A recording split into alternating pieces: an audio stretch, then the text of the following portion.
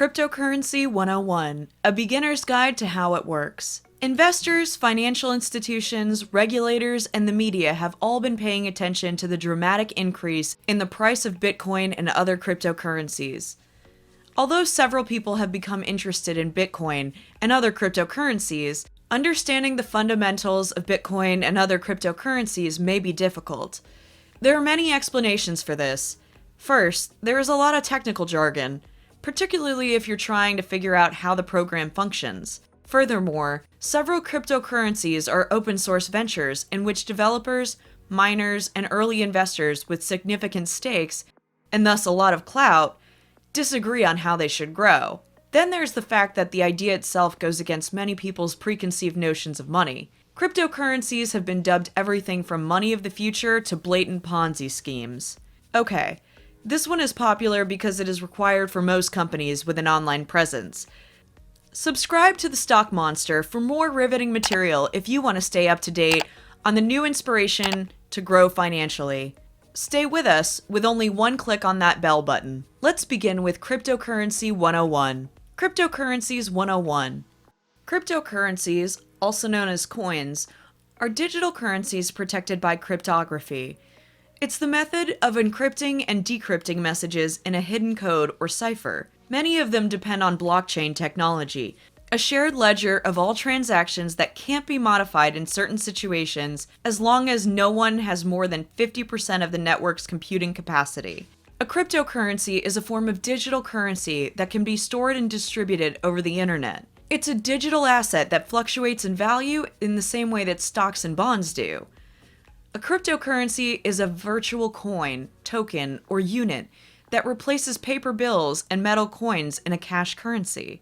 You can buy a coin, token, unit from any organization that facilitates cryptocurrency exchanges.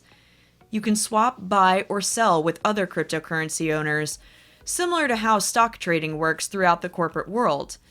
Apart from the fact that there is no physical cash, what distinguishes cryptocurrency from traditional money is that it is decentralized. A central authority does not govern the currency.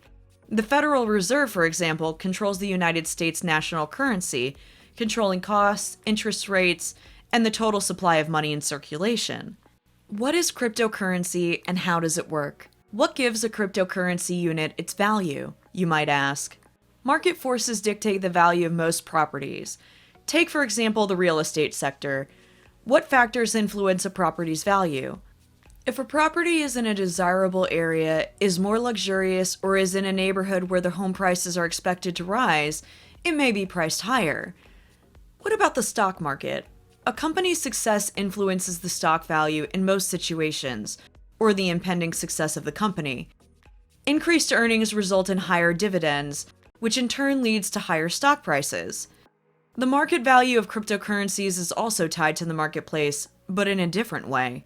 The local economy has no impact on any physical assets. Furthermore, the benefit is unrelated to corporate income. The price of a cryptocurrency unit is solely determined. The value of cryptocurrency is calculated solely by consumer interest in purchasing it.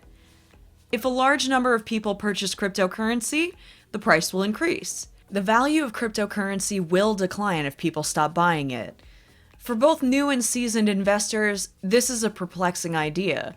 However, it isn't such a crazy idea to high-risk investors who often trade in risky assets.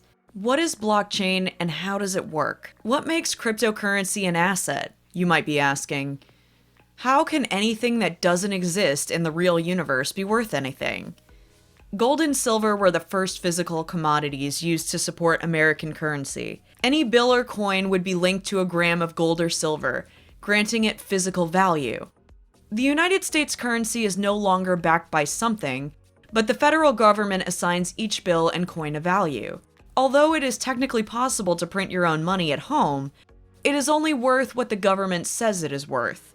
Investment in Bitcoin. While blockchain is commonly associated with cryptocurrency, it is a standalone technology. It might be a strong investment in and of itself. IBM, Oracle Corp., and Visa are only a handful of the major technology firms with blockchain operations. You could buy individual stocks in these companies or invest in exchange-traded funds, ETFs, solely focused on blockchain-related companies. Reality Shares Nasdaq Next Gen Economy ETF, BLCN, Amplify Transformational Data Sharing ETF, Block, and Innovation Shares Next Gen Protocol ETF are all viable ETFs, Coin. These exchange-traded funds, ETFs, have outperformed the market in the past year, generating positive returns. The blockchain industry has outperformed the market as a whole. Many investors are hesitant to invest in blockchain because they are concerned about the instability of cryptocurrency. However, it's important to remember that investing in blockchain companies is not the same as investing in cryptocurrency. Investing in stocks is less risky than investing in cryptocurrencies. We value your enthusiasm, so don't forget to subscribe to Stock Monster's YouTube channel and ring the bell to be informed of new episodes and keep watching. Is investing in cryptocurrency worth it? As previously said, cryptocurrency is a volatile commodity. It is a high-risk investment. Here's a situation that's likely to occur in the cryptocurrency world. Let's say you purchase a few Bitcoins. Anything happens that makes many people want to buy Bitcoin.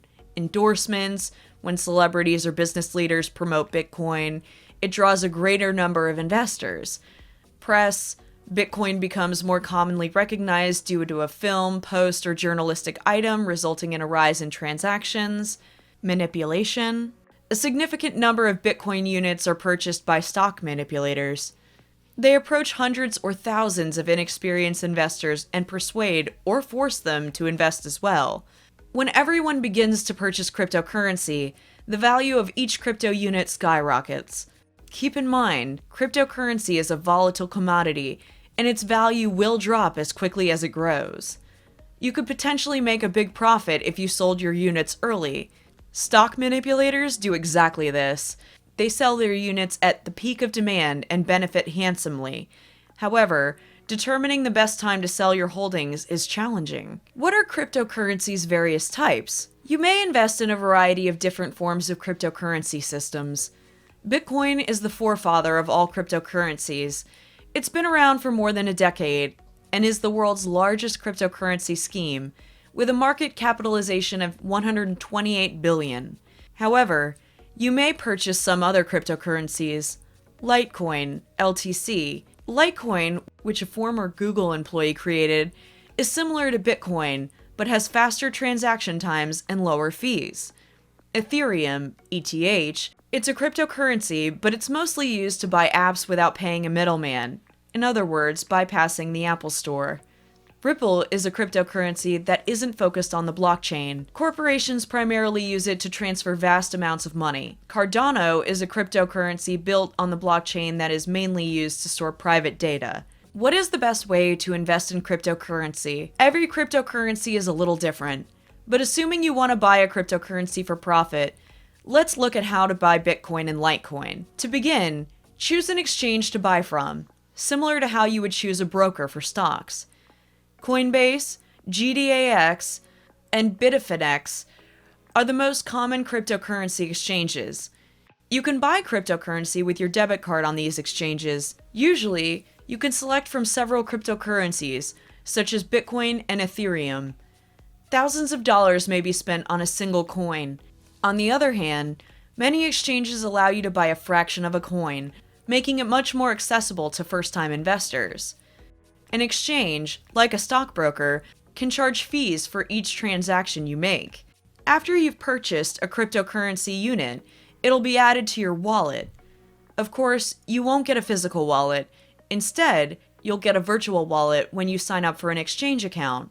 The codes for all of your cryptocurrencies will be stored there in the wallet.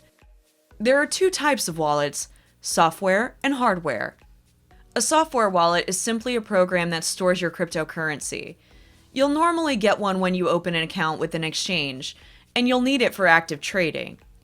A hardware wallet is a computer that stores your cryptocurrency. It has the appearance of a USB drive and is more secure than a software wallet, but it isn't required unless you're purchasing a large amount of cryptocurrency. This was the Beginner's Guide on Cryptocurrency 101. Make sure to leave a like and subscribe so you can join the Stock Monster squad and be a part of the channel. Thanks for watching the video.